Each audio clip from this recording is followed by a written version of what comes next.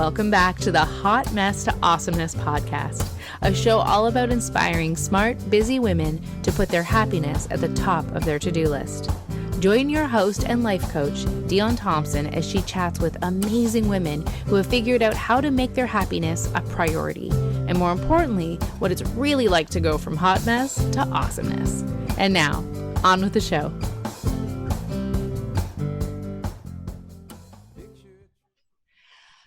Welcome, everybody, to the Break Every Busy Woman Deserves. I am always excited to be here. It's a glorious day today, and I was just talking about how I'm covered in dog fur because my dog joined the dance party.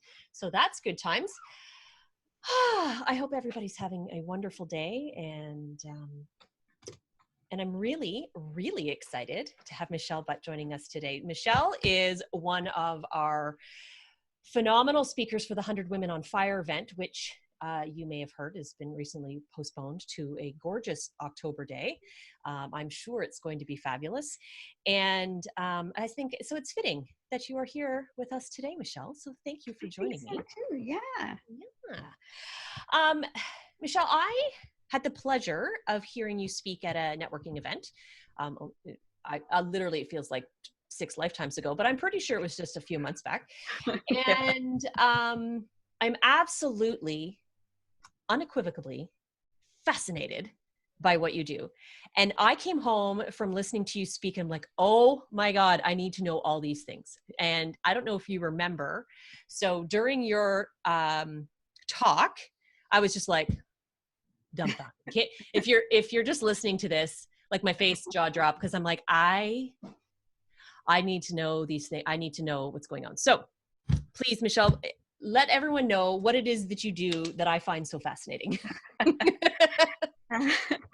Well, I consider myself a facial intelligence expert. So really what I do is I help people communicate and connect better with each other. And the primary tool that I utilize with that is the face. So features, markings, wrinkles all tell us something about somebody's personality and who they are. And when you can read those, then you can connect with people better and more profoundly, and especially in these times. So. Absolutely. So of course the question I have is like, what do you see? What is happening here? And when you shared a bunch of sort of like archetypes, I guess, and sort of different sort of categories people could fall into. And I remember being like, I don't know which one I'm in. I don't know what my face looks like. And I did, and I felt like I might have been the only one in the room because everybody was like, oh, I look like that person. I'm going to go sit over there. I look like this. And I'm like, I don't know. And I ended up moving towards a group of people, and the sample person was Meryl Streep. Now, I don't at all think I look like Meryl Streep, but for some reason I'm like, I think I'm supposed to sit over here. And when you spoke about all the different attributes and the different nuances of facial structure and all of the components, I was like, oh, I understand now why I saw myself. I couldn't find myself because there was a little bit of me in different pockets. And again, I'm just so intrigued to learn more about that. So tell us a little bit about your journey into the facial intelligence world, and really what inspired you to become the expert in this field. Okay. Well, I think for me, this journey started back in 2008, 2009. So we're going on, 12 years now, I guess. And really what was happening to me is that I had just a few years prior started my own coaching practice. I had learned a bunch of things and learned a way to connect with people, but I wasn't finding the results that we were supposed to get. And, and I was also going through some things in my personal life where it just felt like, oh, how am I missing that? Right. And we rely on the things we hear very often, and when you start thinking about all of the senses we have access to, there's 5 of them that give us information. we tend to like focus on one. Usually that's words, and there's all this talk about, a great leader or a great partner or a great relationship is based on your ability to listen, but we still filter all of that information. So what I started kind of researching was, okay, well, we hear a bunch of things, but we interpret that. But what else do we have access to that can give us information about other people so that we aren't missing things, or we can see what they're trying to tell us but aren't articulating verbally as well as they might want to? And so I thought, well, we see a lot of stuff, and really 83% of the information we take in comes from our visual sense. So so I thought, okay, how can I use that better? And so I went to my favorite place in the world to think, where I can't go right now, which is Chapters. And I was wandering around, and I just came across a book on face reading. And I thought, oh, this is really interesting. And when I picked it up and I started looking through it, I thought, oh, nice. And I put it back, but then it was just calling to me. So I had to get it, and I brought it home, read it in a day, and said, this is the tool that I was missing. This is what we all need to know that we don't. And so I found that person who wrote that book and started learning directly from her for the next 2 years, and then kind of took that and all the other things that I had studied and brought them into this facial intelligence umbrella that now I teach. I'm a love of learning person, and I too could spend an entire week's vacation in Chapters. And I noticed that when I learn something new, I understand how the brain works, and I get really sort of fascinated, and I can see it everywhere. But then I literally start looking around my immediate world and start applying my knowledge as I can. So did you find that? Did your world turn into like just constant face reading? Yeah, and you know what? It turned into a constant, like, oh my God, that's why.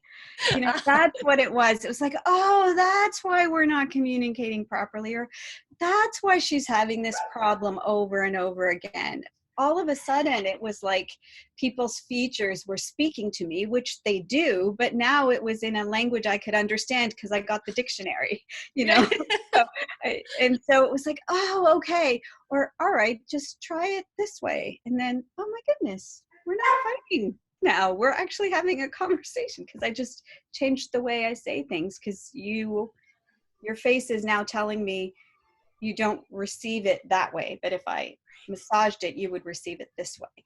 And that's why it's like this magic communication Rosetta Stone kind of thing, because you just, you understand the why, you might be attracted to someone, and not just as a partner, but even as a friend, as a colleague, whatever, because there's certain things that you have in common, but there's certain things that their perspective is different than yours, and that also attracts you, but you're not sure why. And then, understanding all the nuances of all the features begins to put together, oh, this is how we work well together or not, or, that kind of thing. Oh, fascinating. That's literally going to be my word of the day, because I'm just like mind blowing. I need that little emoji with the off the top of my head. Because I have believed for a long time, in my before times life, I was a my way or the highway. You don't like it, get the hell out of my way kind of person. And everything was just so extremely orderly. I had everything figured out. And if you didn't understand the way that I was doing it, then that's your fault, not mine. Which unfortunately, at looking back, was maybe not ideal. And I have learned a lot. And I truly believe that communication is the root of all success. So, as opposed to what the normal saying was, or the common saying about communication being the root of the other thing. But anyway, and I find that I'm often having conversations with people in my world or with my clients about perspective shifting. So to better understand ourselves, often it's important to take a shift, to shift our perspective, to sort of see ourselves and our experience differently, but to also be able to suspend our model of the world so that we can better understand how someone else might be experiencing a situation. And I know that this particular tool would be a huge attribute to someone who is working on that skill of being able to set aside sort of all of the understandings or beliefs that we hold on to just for a second, just so that you can actually have an open communication, as opposed to one where, you know, I got Teflon and everything you're saying is bouncing right off. And the snippets of information that you shared with me allowed me to take a sort of a deeper look at me, right? So, you know, there's those generalized characteristics of the different core groups, but that really helped me to ask some more reflective questions, some deeper questions about me and how I show up and what that means. And then, you know, because at the end of the day, I'm the only one I can control in a conversation, right? So I can't. So did you, when you were exploring this a little bit further, what would you say were some of the challenges you ran into as you learned more about you? That's a really good question. I think that one good thing to understand, what I learned was, okay, oh yeah, this is me. Because, oh yeah, I do that, that's me. Oh my God, this is so great. My face is telling me this is me. But, you know, there was two big ahas. One was all the things that I was beating myself up about that were me. I began to see the underlying intention of those, or that is me, and it's the way I'm wired. It's the way I was designed. I chose this face, which means I chose the personality that goes with it on some level. So I don't have to apologize for it or feel bad for it, or, you know, I will never have a Meryl Streep nose, so I just won't be as detail oriented as she is or you are. But that's okay. I have other things that are strengths, and I don't have to have the same kinds of strengths as that person, as somebody else, but I still do have a nose. So I can tap in to all of those things, but through the filter that most resonates with me. So through language or activities that go through, that will unlock the door to get me to more detail, rather than that being my first door, if you know what I mean. So Absolutely. I think that was what was key for me, and then key for me to then impart to other people. It's that, you know what, just because you're not naturally a doer doesn't mean you'll never get stuff done. You just have to go through a different path than someone who just takes action head on from the moment they wake up, right? So, and it's okay to be you, as long as you're using who you are appropriately, and it's not a cop out. It's not, you know, so, and then understanding that if that's not who you are, but someone else like that is in your world, how you work with them, communicate with them, so that they don't feel like you're not pulling your weight, or they don't feel like you're not respecting them, or whatever the case may be, because they have a different way of showing up, and they show you in their face that, and so then you can adapt so that resonance happens more easily. Beautiful. What came to me, the words that popped up was this idea of not enoughness, which of course is very prominent in with women and in the coaching world. And it's something that we talk about regularly, about this feeling of, you know, not being enough and having to be all the things all the time. Yeah. And what a gift to be able to just allow and be, and know that it's not about having low expectations. It's literally about having amazing high expectations, but understanding that your road to that is not the same as the person beside you. And I think that that's a really powerful awareness. Yeah. And, you know, the thing is that we only have so many words to describe the way we feel.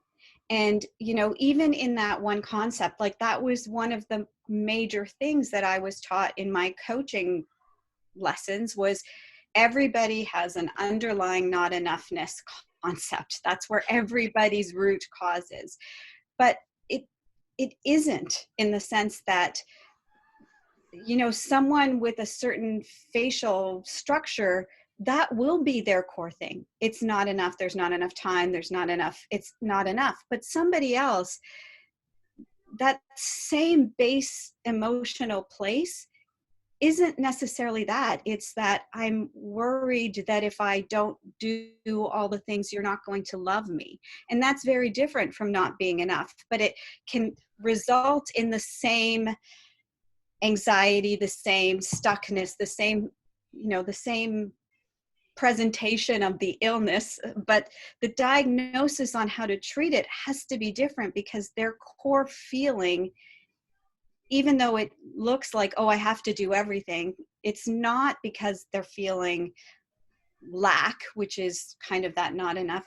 They're feeling worry, and their worry is translating this way, or they're feeling unlovable, or they're just feeling primal fear, or and so that was another big thing that this work gave me, was that we have only this many words, but those words have a different base intention in everybody, depending on what their face says about their emotional go-to place. Right. Sorry about that. I think in my teachings, or what I learned was this idea of the label of the label, the label in which we give the word, or the meaning in the context. I think it's a really powerful thing to be aware of. And again, coming back to, understanding someone's facial structure, it's like a window into the meaning in which they may give to certain words that get used in a variety of ways. Yeah. Super powerful. So what is it? Walk us through a little bit about what that would be like. So I come to you and I'm like, okay, do me, read my face, and I learn a lot. What is the next sort of step for me if let's say I'm facing challenges, seeing some success in my life, or communicating effectively, or you can pick any problem that I may have, and then what does that journey look like for me, if I were to work with you? Yeah. Well, I mean, the journey is two things. I think one, it is that I would want you to start learning what faces in general say. So, it takes years to become an expert, but it's like, at least you can learn the rules of the game. So some of those things, like what certain features mean, or how to recognize changes in your own features in the mirror, so that you can see almost on a day-to-day basis where you're starting off and where you're ending up. So when someone does work with me, they, the first kind of session is they're getting an idea of what their features are actually saying to me about who they are, their life experience. And then there's a overtime analysis of the things that are going on that they might want to change, or even how they want to show up more authentically in their business or their relationships, based on making everything they do and how they communicate to the world match who they really are. Because we tend to end up becoming or thinking or behaving in a lot of ways, in the ways we were taught, in our experiences in relationships with our parents, with our friends, partners, and some of that then becomes learned behavior that isn't innate. And so what is learned that's serving you? What's innate that you've forgotten, or that potentially you're sitting on the challenge side instead of the gift side of, and if you changed your perspective, you could really be on that gift side. And look at that little captivator you have there. Sorry And about then, the interruption. playing with those strengths, and then just learning how to do that, and then learning how to connect with people in your world. So, people who are close to you, then understanding what their faces specifically say, but then learning how to read faces in general, even on a high level, so that you can go know how to, you know, talk to your pharmacist or that new client, or, Just a second. yeah. Go, please. Thank you. Go find a grown-up, please. Sorry about that. Yes, 100% Captivator there, by the way, based on the little knowledge that I have. And Yes. there's so many questions I have. I apologize for the distraction. I got pulled away there. So knowing that if you were to be observing and focusing inward and sort of understanding again what's innate and what is learned, do we have some control there as to how we then want to show up? Like, let's say I was noticing something as it was sort of evolving, would I be able to shift that and sort of, I don't want to say stop it, but yeah. Yeah, absolutely. Absolutely. So one of the big things that I look for is wrinkles. Like, wrinkles are just indications of a consistent pattern of an emotional state. And so when you start seeing those, or seeing certain ways that you're holding your face, for example, then you can say, oh, okay, that's showing up. And why is that? So, especially now in these times, and for women, like, just as an example, you tend to see this kind of downturn or a perma frown in a way that shows up. And, that's really just over giving and a pattern of disappointment or worry, and, not enough self-care, or not enough, thinking so much of things that maybe aren't going well, forgetting to remember the things that are going well, and smiling and that kind of stuff. So, we can all probably remember a time when we looked in the mirror and said, oh, why am I looking at myself with a frown? And if you kind of wake up every morning for a week like that, then it might be, okay, now I know that means potentially I need more self-care. Potentially I'm carrying way too much weight. I need to ask for some help. Potentially I'm just spending too much time in the worry space, and I really need to think about finding more positive things to think about, or even consciously setting my alarm so I smile every 15 minutes, even if I force it. So I change that, musculature, so it tells my brain, oh, I should be happy now, not sad, right? And so you can start to consciously do the things that will counteract that unconscious pattern that you're currently stepping into.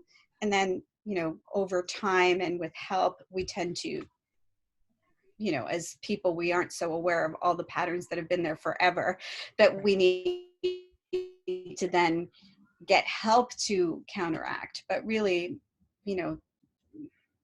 the face is this, ever-changing record of who we are every day. It's like our story, and every day we're writing a new page, but some of them it's on repeat, and we're just copying and pasting from the day before, the year before.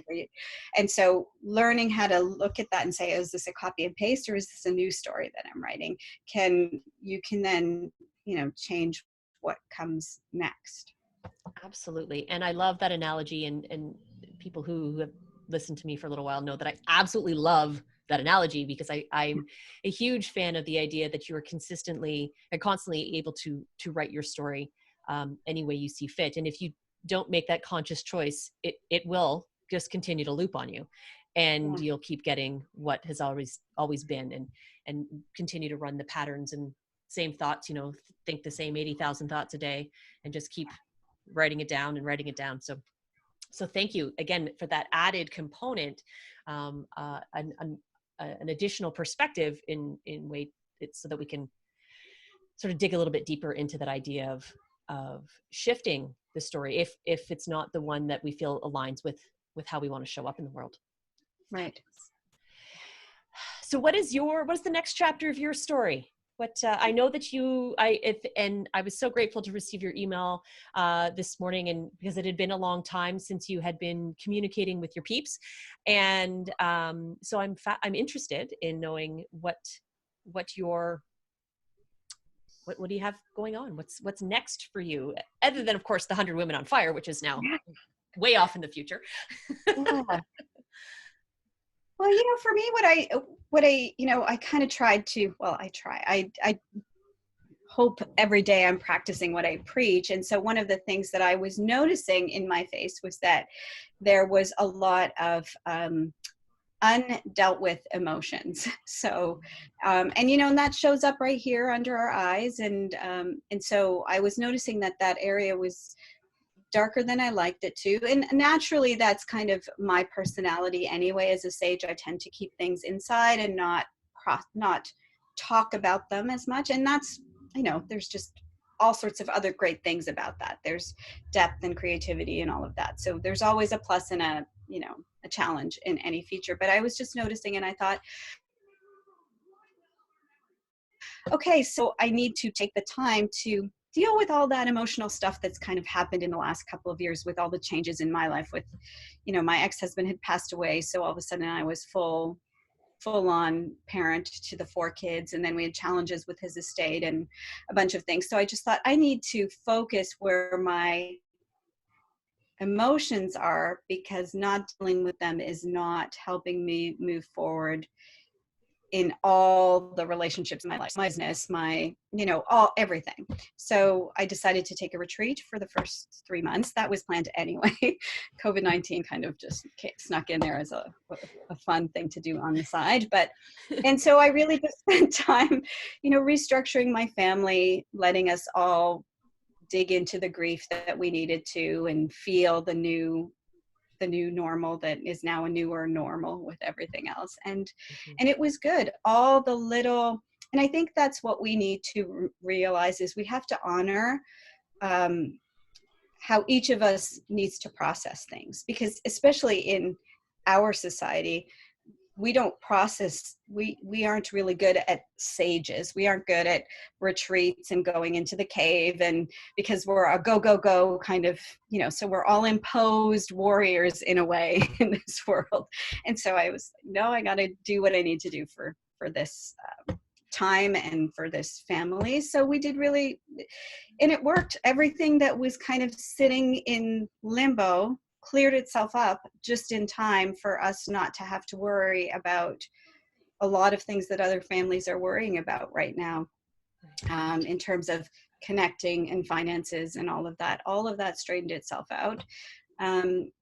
So that gave me a lot of perspective on, wow, when you honor who you are and you really understand how to connect with everyone in your world, then you can show up better, and everything that potentially could cause you to worry or stress can go away. So not that there isn't any worry or stress, but the things that 5 months ago I might have had to worry about, I don't right now. And so it was perfect timing for me, because with what's happening now in the world, I realize more than ever, when you can honor who you are, then you can really see how you need to overcome challenges, and you can work within your own comfort places that will then help you stretch out of your comfort zone, right? To do what you need to do to show up for the world, and then connect in different ways, connect more authentically virtually, because you're not in that space where you can feel people, but you can still feel them through their features, and present that same kind of warmth in a different way. So that's kind of what's next for me, is really showing people how to use this as the connection tool wherever you are. Absolutely.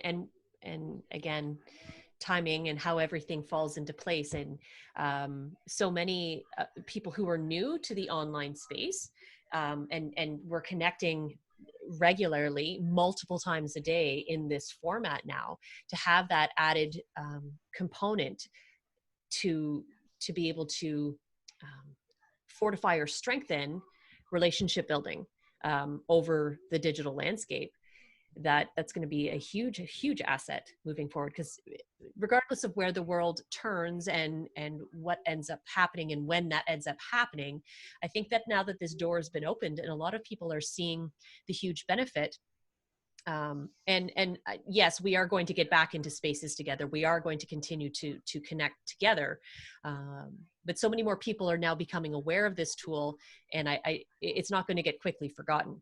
So I think that, again, that would be a phenomenal thing to be sharing that gift with people, and so that they can increase their capacity for communication in this platform.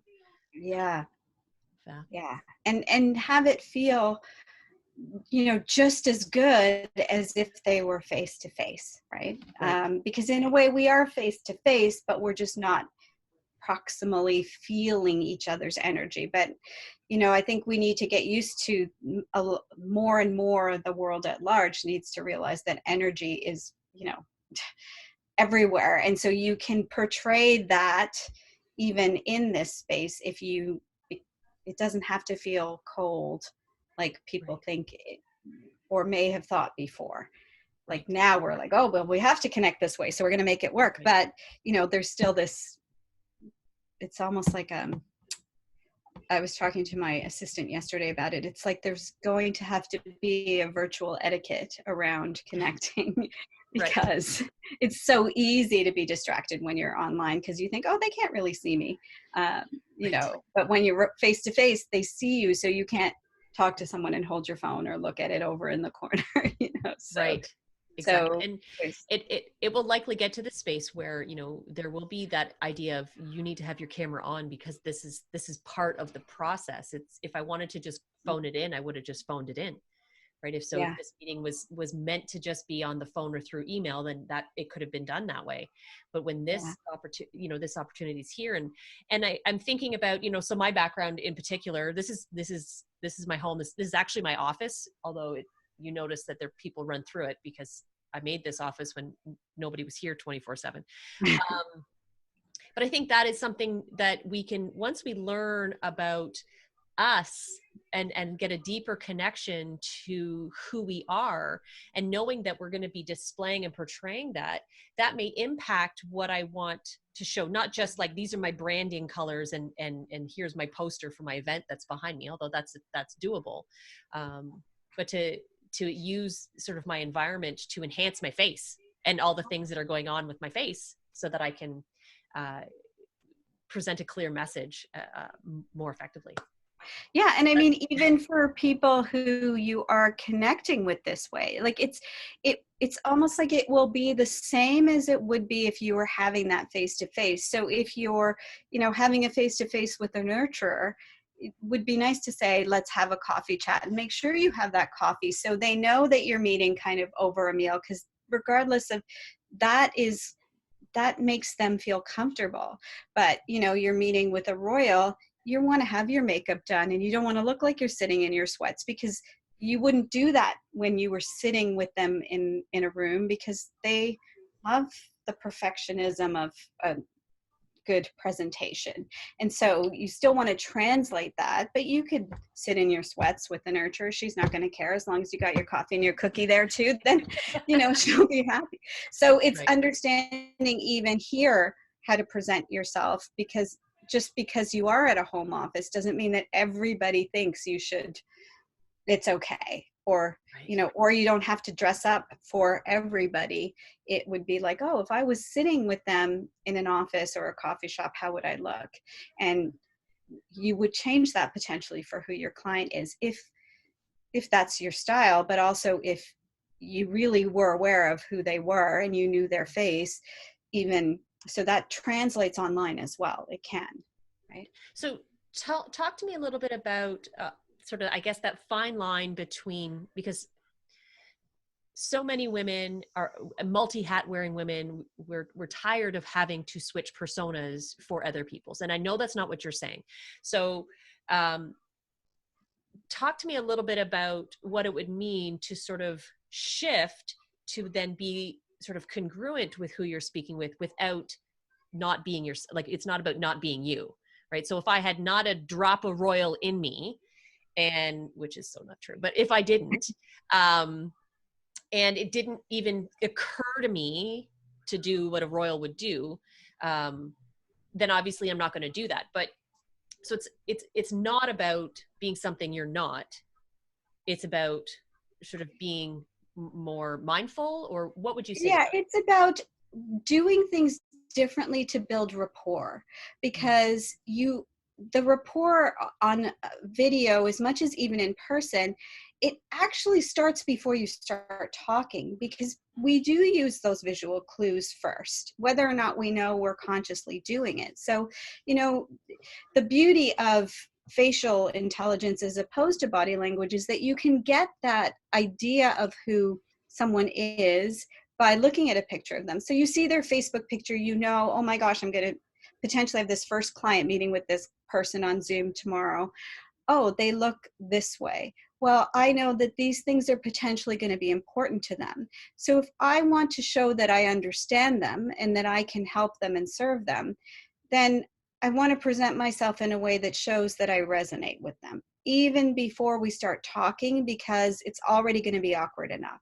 So it's not that you have to be a chameleon or you have to be inauthentic. It's how are you showing up for that person for what they need from you? So by potentially putting on makeup when you might not normally, you're showing them that, oh, I respect the things that are important to you, because I know that, having a, not that this is all royals care about, but just for example, they like to see a put together person who pays attention to details, because they're not going to let you get into their details if they think you don't understand details. So, if you come on disheveled, you might still be the best coach in the world and you might be the one who could help them. But if they can't see that and feel that instantly, then they're not going to trust you, or it's going to take you so much more time for them to believe you. And so why not use what they're telling you about them to say, it's like if you handed them a personality test and they said they were an introvert, you wouldn't say, oh, tell me all about your childhood as the first question. You would know, okay, I need to ask, right? It's like using their face as that personality test, but starting before they even know you know them. And then they're like, wow, they really care about the details. I can share stuff with them. They're not going to forget. They're not going to, push it to the side, and that's just one kind of personality. So, this work can even enhance virtual connections, but it's that way in real life too. You don't want to be inauthentic. Like I'm not going to wear neon pink for a Captivator. I just won't. But I might, be a little bit more bubbly or put on a little bit of red or something brighter than I normally would, just to kind of resonate with them. Right. And Right. so, um, I also try to say, it's like, if you look at it like a first date, on your first date, you want that person to show up at their best, or to remember that you like something. If you tell them, I know it's been a long time since a lot of us have had a first date, but if you say, oh, I love plaid shirts, and he shows up in stripes, then he didn't listen to you. Do you know what I mean? So it's just like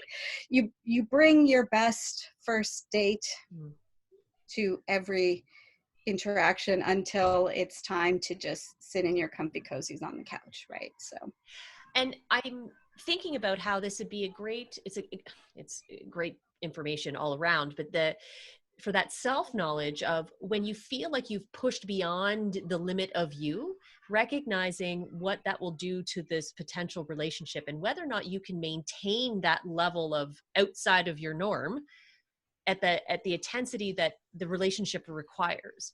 And if you cannot, then understanding what that means for that relationship, and maybe it is not meant, you're not meant to be in that capacity in that relationship. So for the business people, like understanding your ideal client based on your zone of genius, whatever that is, so that you don't feel stretched every time you need to meet with a client.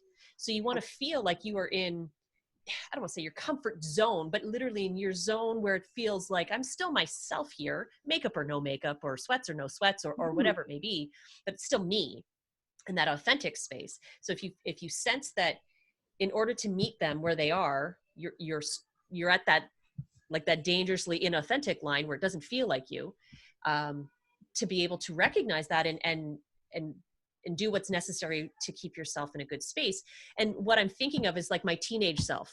Like, oh, honey, I was stretched beyond what was comfortable for me. Like, you know, I was somebody different for every person, and very little of it felt good. And, you know, ended up in relationships where it was like, this is what I should want. This is who I should be with. This is what I'm supposed to be doing these things. And those patterns of behavior, the early stages of my adulthood, then got laid down and brought me into a space where I'm in a working environment where I'm like, I keep shoulding, like I should feel good here. So I keep pushing myself out, and not, it doesn't feel like me, but that's okay, because this is what I'm supposed to be doing, and I should be able to engage. And if I'm not, it's my fault. It's, and Yeah. now I'm thinking, but it's my responsibility Yeah. to honor me. Yeah. And absolutely, you can almost tell if you're going to be a good fit with someone, potentially by looking at their face. Not that you would say, oh, well, you're not going to be my client, but you know, there definitely will be people who drain you, and you might say, okay, I'm not going to be the best coach I can be for you, because I just know I don't innately have those tools for you, and it's going to be a big stretch. But I know someone who could be for you, because they just, and that's okay, right? And so this is where you get to honor yourself. Or for me, sometimes, you know, there are very certain faces that I tend to attract because they need the level of understanding I can give them, but it's very draining. So when I know that, it's like, okay, but I don't book back to back clients when I know that that's person, you know, when I've got, you know, 5 captivators in a row, it's just too much. But I could, you know, say, okay, I can help them, but then I need to take the appropriate downtime that my system needs to reset, because that takes a lot out of me. And, you know, we do that. We have that with our kids. Like, Captivator kids take more energy out of us than our, you know, nurturer kids who help us cook dinner or whatever. And so you just adjust. It doesn't mean you don't show up for everybody, but you learn how they affect your system, and then what you need to bring your system back into balance so that you can show up for them again and again in the way they need, and make it more individual, but not so taxing that then we're depleted. You know, as people in the service industry, that's very important. But even within our own families and our relationships, we almost do have to show up differently for everybody. And when you do, that makes everything so much more meaningful. But it is hard, because we tend to just want to show up the way we want to show up, and it's like, all right, too bad, take me or leave me, this is me. Right. You know, and that's unfortunately where sometimes relationships have challenges, is because everybody needs a little bit of a different way of connecting. Mm-hmm. And sometimes we have to do it more consciously than unconsciously, and that's work. And I think that your tools help us to sort of ground it in that conscious space. I think a lot of us listening can go, I know this, like part of me knows this, but to be able to be aware of it enough in the moment so that it feels fluid, and that we can make it, you know, anything new, you have to kind of make it happen until it becomes unconscious, and that takes time. But so there was a tool that you had, like a quick assessment. Is that still available for someone who's interested? Awesome. So can you tell us about that? Because I think that the people listening on the call, you know, because you've alluded to the Captivator, the nurturer, and so maybe let us know what sort of the categories are, and then how we can figure that out. Yeah, so on the website currently, I think there are 2 quizzes there that you can just go. So it's michellebutt.com. That's the easiest way to get there. And so one will tell you what kind of decision maker you are. So based on, so really what I do, how I do it when we're in a group setting, is kind of show some pictures and say, pick the one that you think is yours, or who's your celebrity lookalike that you think of. And like we were talking, like you kind of picked Meryl Streep, but it's almost that, what is it in her features that you resonate with? Because unconsciously you're reading her and you're saying, oh, I think we have some things in common here. And that's really what you're looking for. And so based on that, then depending on which celebrity lookalike you choose, then potentially you're choosing one of your strong archetypal natures. And then with the quiz, it'll send you some information on what that means for you based on whoever you choose. And we all have all the features, so we have access to all of those characteristics. We just, depending on the size and shape and the combinations of features, will have some things in more abundance than others, readily and innately available to us. Right. And what I uncovered, or I had a little tiny aha moment when I was listening, when I was at your session, and I was like, I think I'm over here with Meryl Streep, very, the detail oriented, the respect time. And I'm like, oh yeah, that makes sense to me. It felt like that was sort of at my core. And then I looked over at Reba McEntire. I'm like, oh, but honey, that I'm all over that girl. Like I felt a real connection there. And then Rachel Ray, who was the nurturer, I'm like, yeah, but I'm a mom. I take care of people all goddamn day. Like, this is what I do. And so I was like, how can I be in all these places? And then I recognized that as I evolve, so did my sort of, I don't want to say my knee jerk, but like the more prominent attributes and what was necessary for me at a time. Like, so for me, I'll call it my Meryl Streep days, I felt like I was in a time in my life where structure was survival, and having things very orderly was how I was going to make it through everything. And so that was the only way to live. And that was a huge chunk of my life. But as you had sort of pinpointed for me that day, but I was a little kid Captivator. Like, I was the little spark plug kid and, doing the shows and being the thing. And you'd said something that I really resonated with me because, of course, as you saw, I have one of those little Captivator kids. Being a Captivator kid can be really challenging for parents. And my parents are great.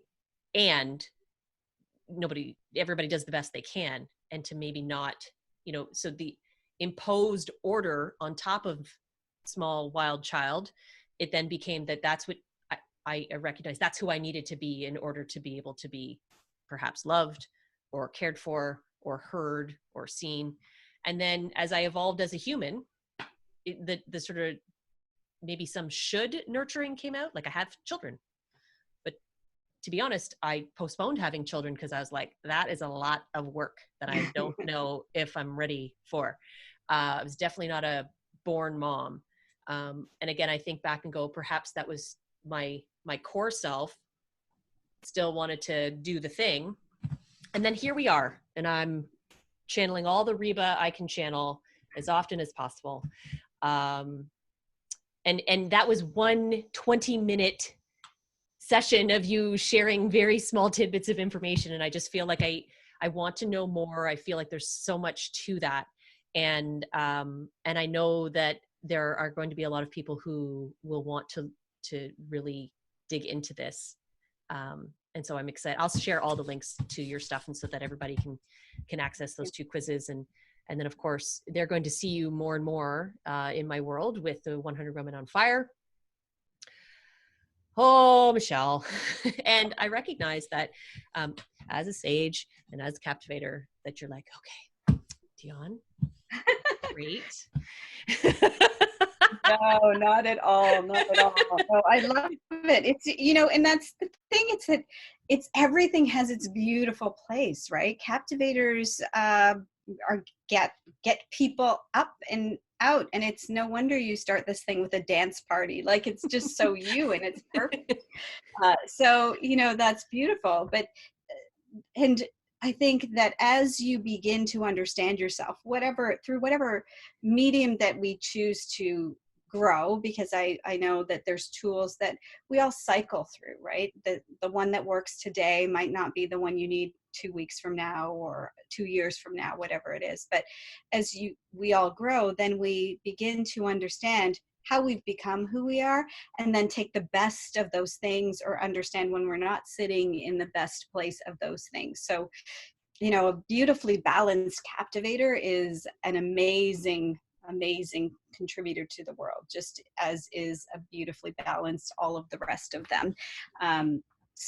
But it's hard. It's hard to be a captivator. It's hard to be a royal. Those are two of the most empathic, personalities there are. And so, you're always balancing energy, yours, other people's, everything. So, it's a challenge. And someone who is a sage is kind of like a person who just can feel all the energy but doesn't know what to do with it. And so that's why sometimes those things are draining. Well, personally for me, they're draining, but usually it's when someone's very, very out of balance.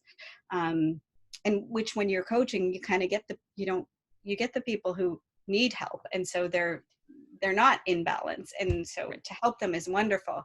But, I'm just as drained by warriors who want me to move all the time as I am with, you know what I mean? So I think we all need to understand, but who we are attracting into our lives at certain times tells us a lot about where we're sitting as well, and what's going on for us, and what we're meant to learn, what we're meant to teach, all of that. Right. Awesome. I'm almost positive my husband is a sage. Yep. Anyway, we could talk about that later. That's a whole other podcast. Michelle, thank you. Thank you so much. I learned a lot, and I really appreciate you sharing your story and your journey and your knowledge with us today. And I am really looking forward to learning more and seeing you again, and continuing this conversation, as it were, through the months ahead. Absolutely. Oh, yes. So Deanna is excited and looking forward to taking the quizzes, which I'm not overly surprised knowing Deanna. So I know she's laughing right now. I can't even see her, and I know she's laughing. So thank you. Thank you, everybody, for being here today. And we will see you again in a couple of days. Thanks for tuning in. Hope you enjoyed the show. Join Dion again next week to learn more about what you can do to go from hot mess to awesomeness.